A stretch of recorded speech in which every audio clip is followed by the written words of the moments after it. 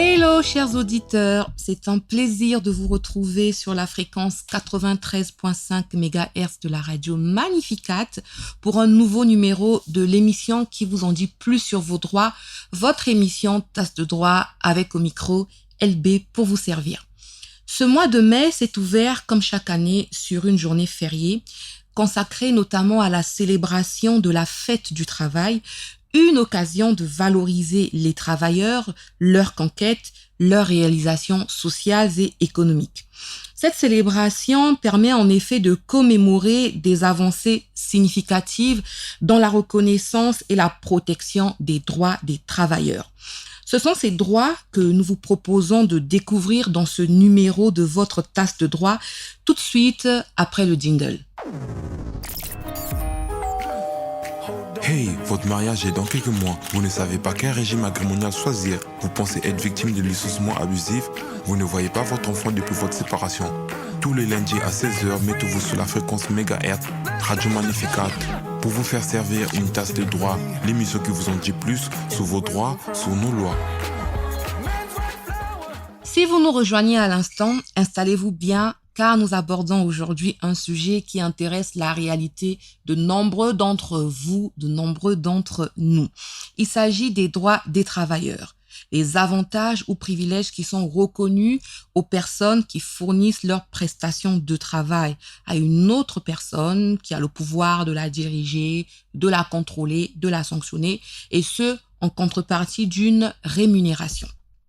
En puisant dans notre constitution, dans les différents textes internationaux que le Congo a ratifiés et dans toute notre législation, on peut recenser de nombreux droits reconnus aux travailleurs, mais nous allons dans le cadre de cette émission vous en proposer 12. Ce qui ne veut pas dire qu'il n'y en a que 12. Il y en a bien plus, mais nous allons circonscrire notre tasse de droit à 12 droits fondamentaux du travailleur. Le premier droit serait le droit au réemploi. En réalité, ce n'est que le corollaire d'un droit beaucoup plus populaire, c'est le droit à l'emploi, le droit donc d'être recruté, le droit à l'embauche. Mais ici, nous parlons du droit au réemploi parce qu'il s'agit des droits reconnus à une personne qui est déjà, ou du moins qui a déjà été dans une relation de travail. Le droit au réemploi s'entendrait donc de celui-là qui est reconnu aux travailleurs ayant perdu son emploi de retrouver un autre emploi, d'accéder à une autre activité génératrice de revenus, à un autre travail. Le deuxième droit, c'est le droit à la non-discrimination. La non-discrimination s'impose aussi bien à l'embauche que au moment de l'exécution du contrat de travail. Et c'est plutôt ce deuxième aspect qui nous intéresse. Lors de l'exécution donc du contrat de travail, il est interdit en vertu de ce droit à la non-discrimination de favoriser, en tout cas de se caractériser par un traitement défavorable à l'égard d'un travailleur ou d'un autre. Traitement défavorable qui va être justifié par son sexe, par sa race, par son ethnie, sa religion, son apparence physique et notamment la situation de handicap dans laquelle le travailleur pourrait se trouver, l'état de santé, les convictions politiques et autres. Le troisième droit est le droit à la rémunération. Il reconnaît et garantit aux travailleurs le droit à un salaire juste et équitable. Un salaire qui soit conforme à la réglementation en vigueur et à défaut aux usages, un salaire qui soit également proportionnel à la charge de travail que le travailleur fournit. Et à cet égard, le Congo a réalisé une avancée assez récemment, puisque le SMIC, entendu comme le salaire minimum interprofessionnel garanti, qui était de 50 400 depuis 2008, est passé à 70 400 par mois de travail avec le décret numéro 2024-2762 du 20 novembre 2024. Le quatrième droit reconnu aux travailleurs, c'est le droit au respect de son contrat de travail et plus exactement de ce pourquoi il a été employé.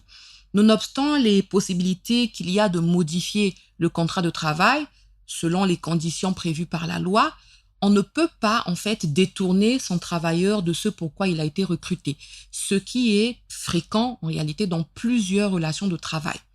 On aura un stagiaire que l'on aura recruté pour être assistant ou assistante de direction et à qui on va finalement assigner des tâches qui n'ont rien à voir avec la gestion du secrétariat de l'entreprise. On va lui demander d'aller acheter de la boisson, d'aller acheter de la nourriture. En fait, il devient le coursier de la société. Ou alors, on va lui demander de suppléer, on va dire, aux tâches domestiques ou personnelles de son employeur. C'est dorénavant ce stagiaire ou cette stagiaire qui doit aller chercher les enfants de son patron à l'école, qui doit les déposer à la maison, etc. Donc là, on sort totalement du cadre de ce pourquoi la personne a été employée. On va recruter un vigile, en tout cas quelqu'un qui va être affecté à la sécurité de notre famille. Et c'est finalement quelqu'un à qui on va demander de piler du sac à sac, ce qui sort totalement de ses attributions. C'est quelqu'un à qui on va demander de tenir le chariot lorsque l'on va faire ses courses dans une grande surface. Donc, on se retrouve là dans des situations, des hypothèses dans lesquelles la mission ou les missions pour lesquelles le travailleur a été recruté ne sont pas respectées. Et le travailleur a le droit justement de s'opposer à ce que ces attributions telles qu'elles ont été définies au moment de la conclusion du contrat de travail soient ainsi modifiées sous réserve de ce que la loi aura pu prévoir. Le 5e droit que l'on reconnaît au travailleur, c'est le droit au respect de sa vie privée.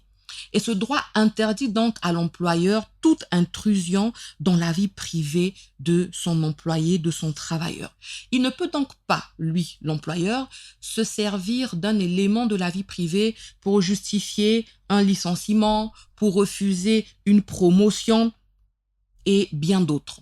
Ce serait par exemple de dire, étant donné que mon travailleur, lorsque je l'ai recruté, il avait telle conviction religieuse, maintenant il a changé de confession religieuse, je ne suis pas d'accord avec cela, donc je vais le sanctionner d'une certaine manière. Ce serait de dire qu'on n'apprécie pas la vie de notre employé que l'on aurait vu, aperçu dans des boîtes de nuit, etc. Ce serait de s'appuyer sur le fait qu'on a un employé qui serait volage, qui changerait de partenaire aussi souvent que l'on change de chemise pour adopter à son égard une certaine attitude pour sanctionner d'une certaine manière son travail.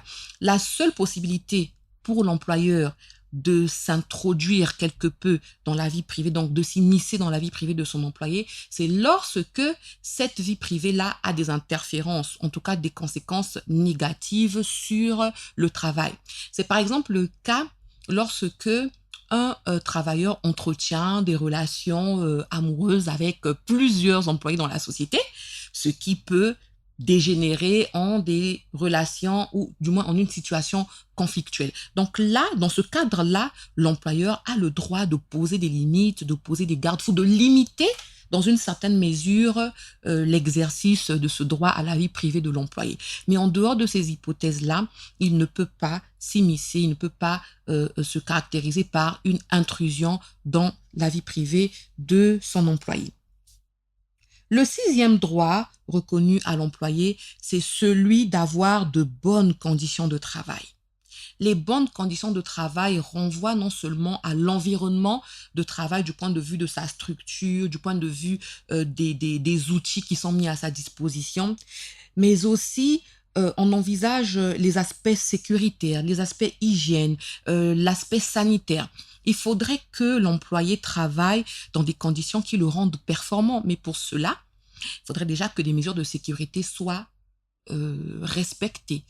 Il faudrait qu'un cadre de sécurité soit posé. Il faudrait que l'hygiène, en tout cas l'environnement de travail ne soit pas nuisible à la santé aussi bien mentale que physique du travailleur. Donc ce serait de s'assurer également que l'environnement n'est pas anxiogène, c'est-à-dire qu'il soit source de stress pour ce travailleur-là, parce que le stress va forcément avoir des répercussions sur la qualité du travail. L'environnement de travail, ou du moins les conditions de travail, doivent également être respectueuses de la dignité humaine. Il faut qu'on mette le travailleur à l'aise. Beaucoup d'employeurs estiment que mettre le travailleur à l'aise serait une faiblesse, ce qui n'est pas le cas. C'est un droit fondamental et même une obligation pour l'employeur ou les employeurs que nous pouvons être.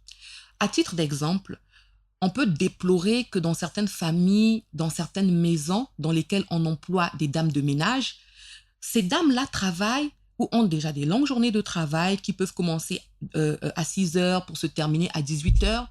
Et pendant toute la journée, elles n'ont pas le droit à un repas. Elles n'ont même pas le droit quelquefois de toucher aux boissons ou même au reste de repas dans la maison.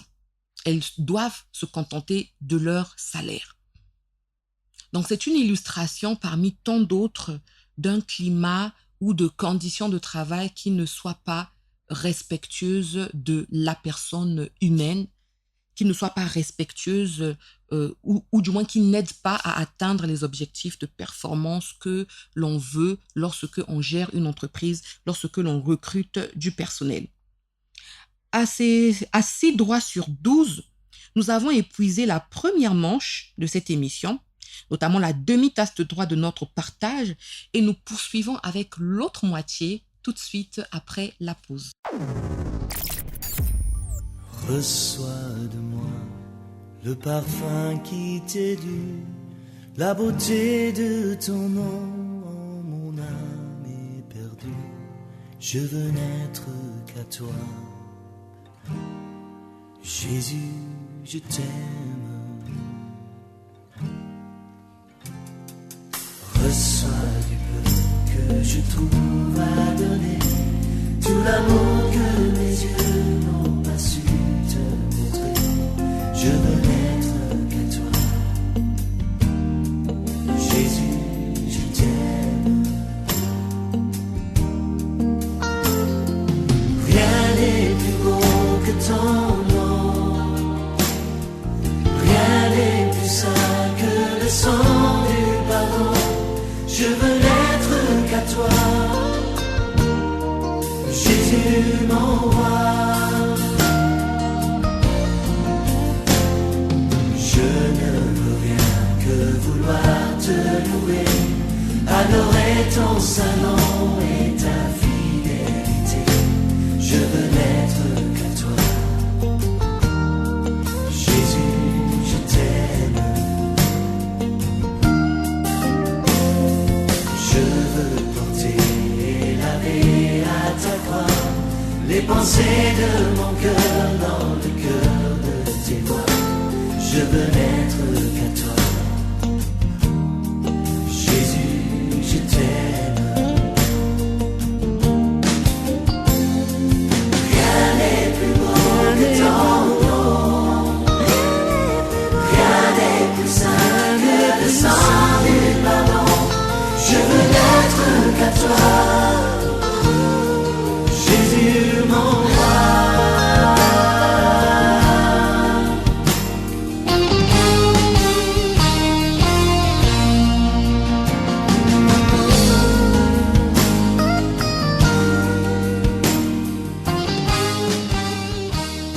Nous revenons sur le plateau de notre tasse de droit pour achever la présentation des 12 droits fondamentaux du travailleur que nous avons entamé dans la première partie de cette émission.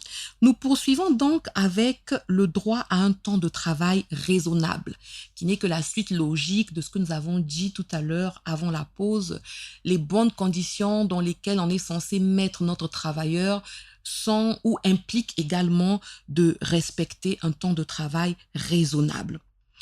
Et ce temps de travail raisonnable est garanti par le Code du travail qui pose comme règle que la semaine de travail de tout travailleur ne doit pas dépasser 40 heures.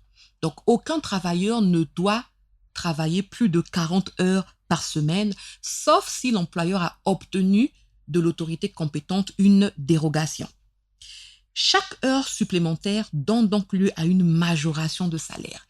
Et nous pourrons revenir sur les détails de la majoration de salaire en cas d'heures supplémentaires à l'occasion d'autres émissions.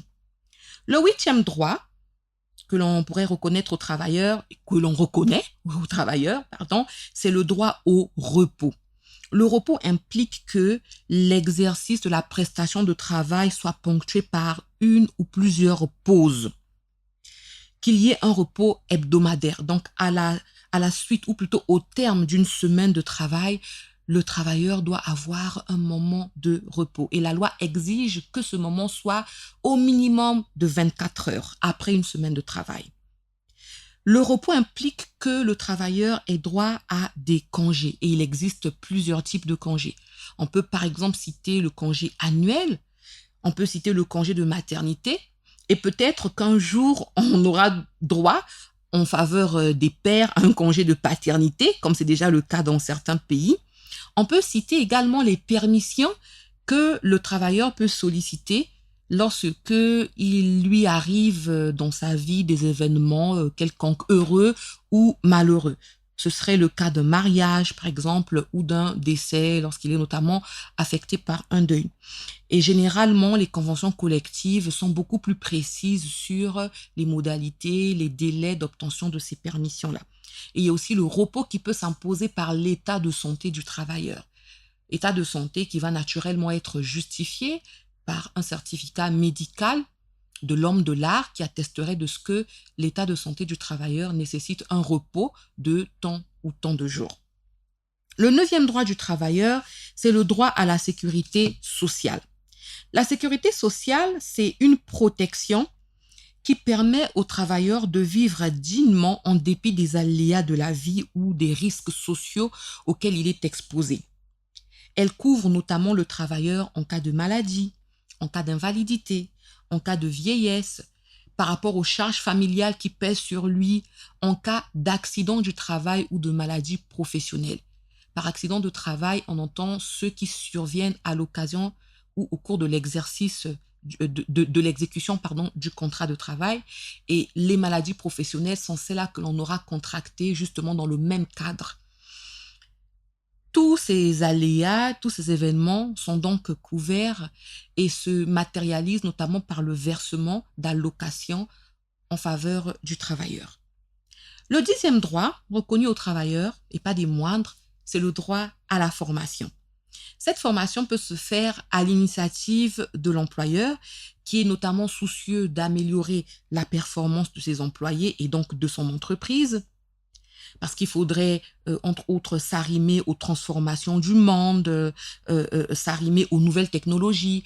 Ce serait le cas lorsque vous avez, par exemple, recruté un comptable et qu'au moment du recrutement, il y avait un logiciel comptable qui était en vigueur, qui était de notoriété, utilisé, en tout cas dans tout le domaine de la comptabilité, et que 3, 4, 5 ans plus tard, qu'on arrive à de nouvelles normes comptables, qu'on arrive à de nouveaux outils comptables, mais il est important à ce moment-là de former son personnel ou du moins de recycler les connaissances de ses employés de façon à ce qu'ils soient alignés avec les nouvelles exigences du monde contemporain. La formation peut également résulter de l'initiative même de l'employé qui veut donner une autre dimension à sa carrière, qui veut acquérir de nouvelles compétences et on ne doit pas le lui refuser. Et c'est au pouvoir public d'organiser la réglementation de façon à ce qu'il y ait des ouvertures, des possibilités pour tout travailleur de se former de son propre chef. Le 11e droit, qui serait une conséquence, qui peut être considérée comme une conséquence du 10e, c'est le droit à l'évolution de sa carrière. On ne peut pas débuter une carrière et la terminer au même niveau, au même stade.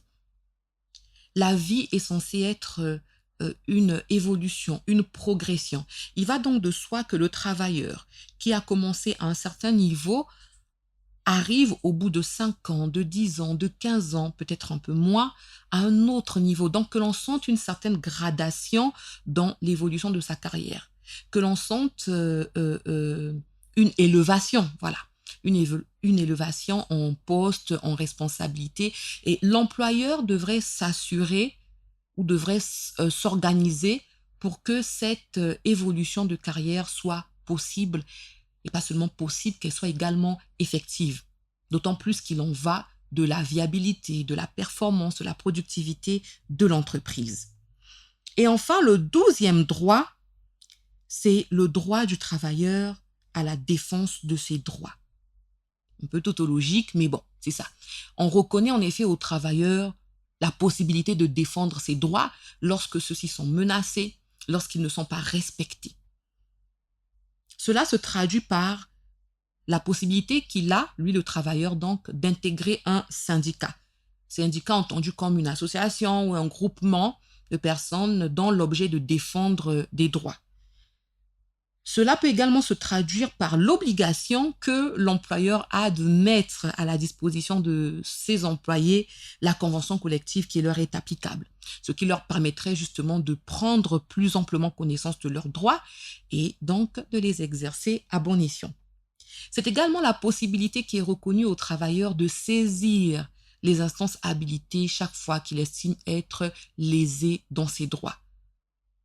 Le travailleur ainsi lésé peut notamment se tourner vers l'inspection du travail, tout comme il peut se tourner vers les juridictions compétentes, notamment le tribunal du travail, qui est la juridiction compétente pour gérer les différents opposants, les employeurs et les employés, en tout cas les différents résultants du contrat de travail. C'est sur ce 12e droit que se termine cette émission qui, nous l'espérons, vous a édifié, en ce sens qu'elle vous permettra de mieux défendre des droits que vous connaissez dorénavant mieux. Attention cependant à se croire tout permis, car les droits ne sont pas seulement reconnus aux travailleurs. Les employeurs ont également des droits, et c'est d'ailleurs le thème de la prochaine émission. C'était donc votre émission Taste Droit. Merci à vous de l'avoir suivi et merci encore de rester sur la fréquence 93.5 MHz de la radio Magnificat pour la suite des programmes. Et quant à moi, je vous dis à très bientôt.